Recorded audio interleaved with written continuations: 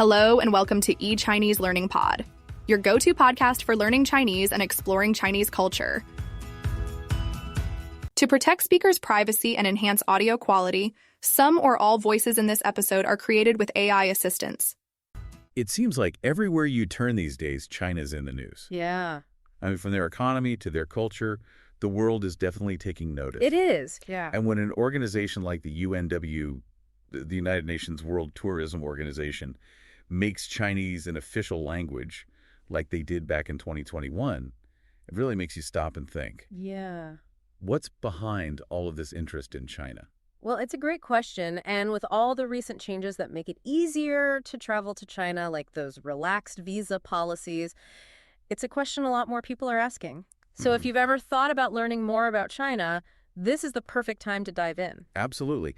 And that's exactly what we're going to do today. We're going to explore why learning Chinese is becoming so popular. It's going from something that only a few people did to something that's, well, kind of exciting. Yeah, there's a real buzz around it. Exactly. And we've got some really interesting information to look at today that's going to help us understand this better.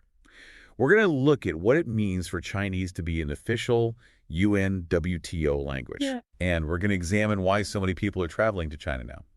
You know, those relaxed visa rules are a big factor. Definitely. And so is this real interest in experiencing Chinese culture? For sure.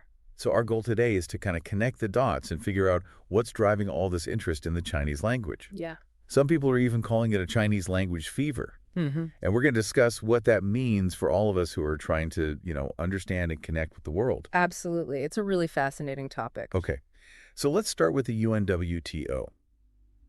It's not every day a language gets this kind of official recognition from a global organization. It's true.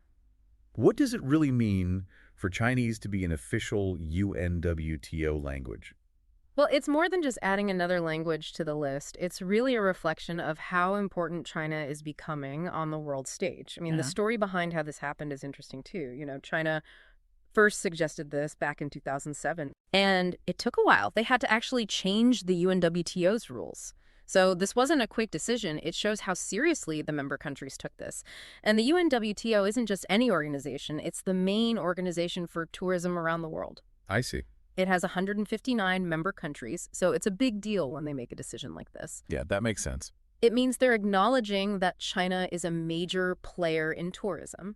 And this points to a bigger trend.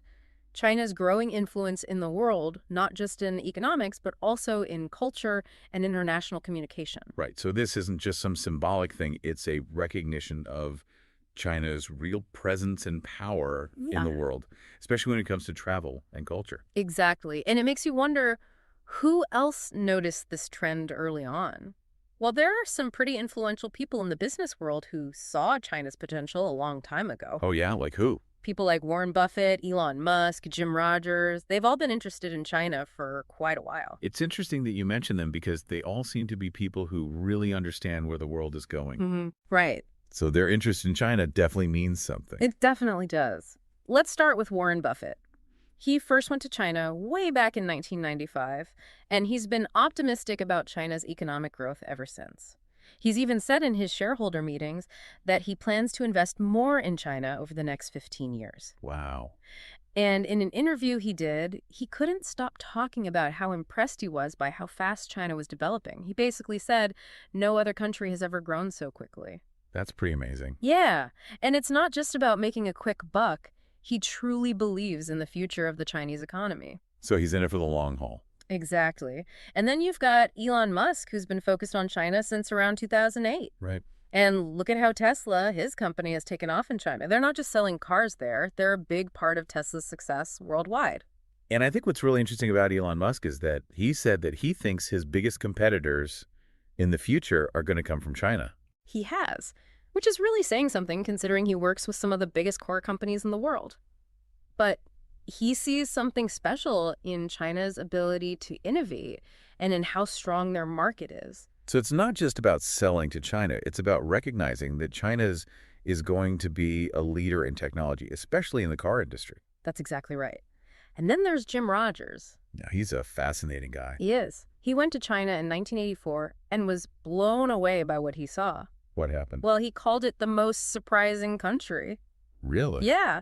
And get this, because he was so impressed by China, he made sure his daughters learned Chinese. Wow. He said it was the key to the future. I mean, he really put his money where his mouth was. He was serious. He wasn't kidding around. No, not at all. He was making a strategic decision based on his understanding of what was happening in the world. That's pretty convincing. It is. And then you have Mark Zuckerberg. Oh, right, the Facebook guy. Yeah.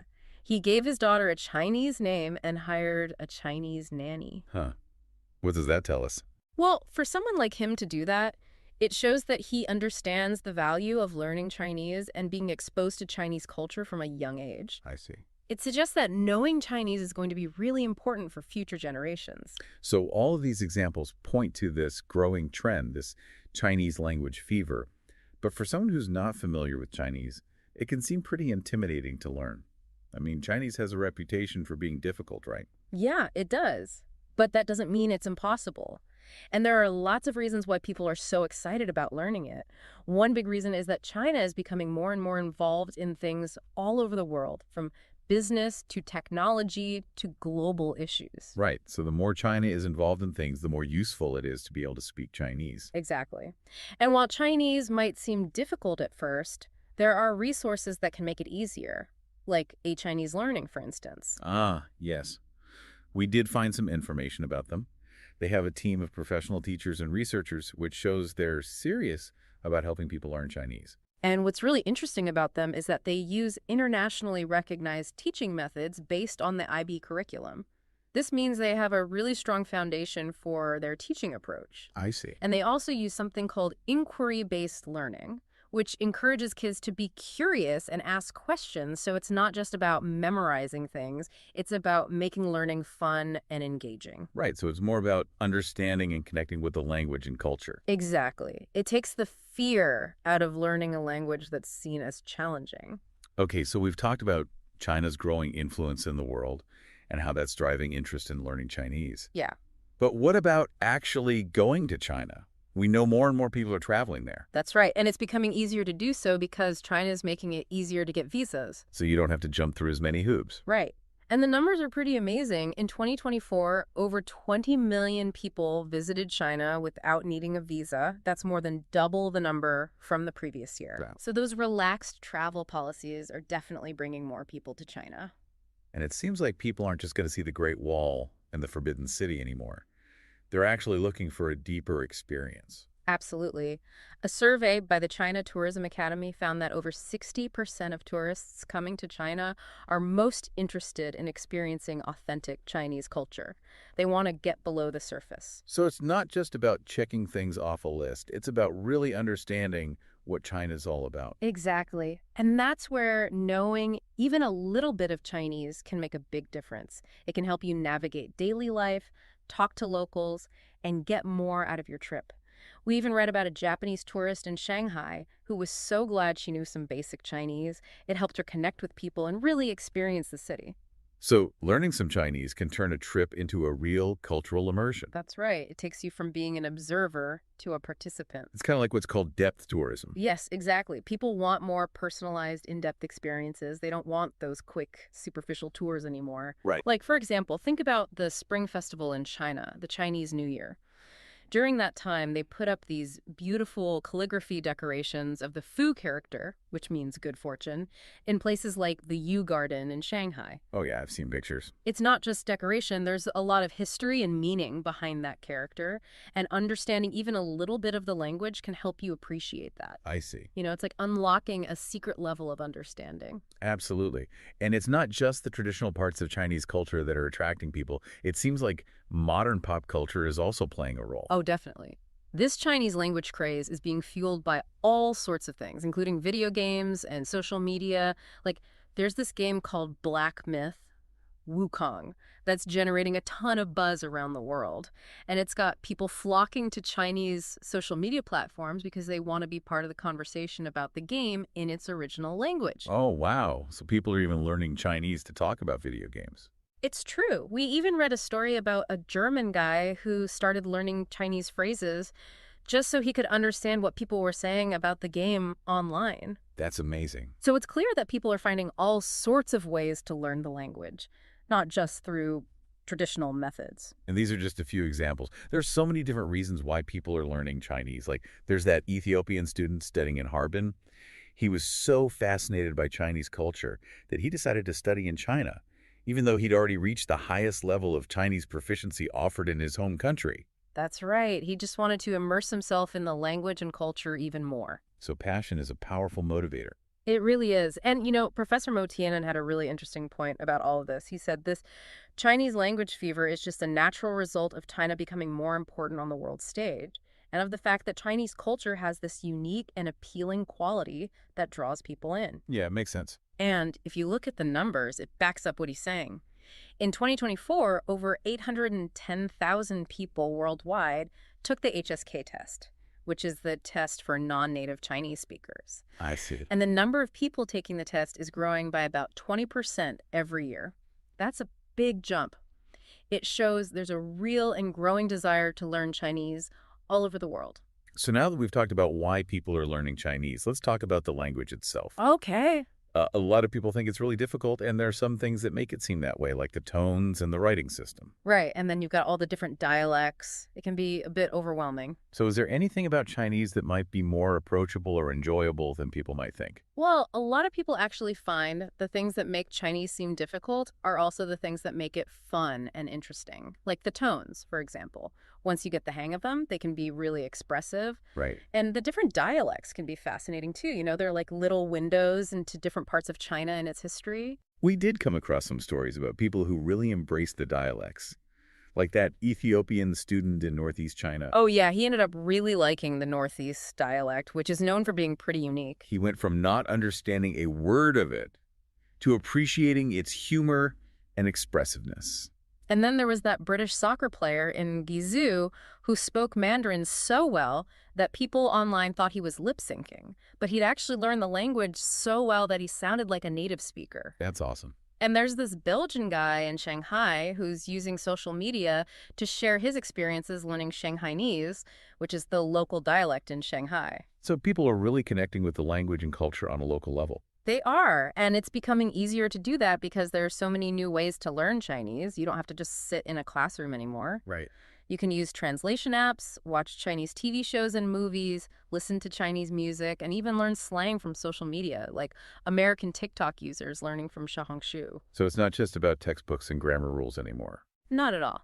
It's about finding ways to engage with the language that are fun and interesting to you. This grounding interest in China and the ability to speak Chinese is also opening up opportunities for people in all sorts of fields. It is. Like, we read about this Vietnamese woman who works at a shop at the Tiên Bao border port.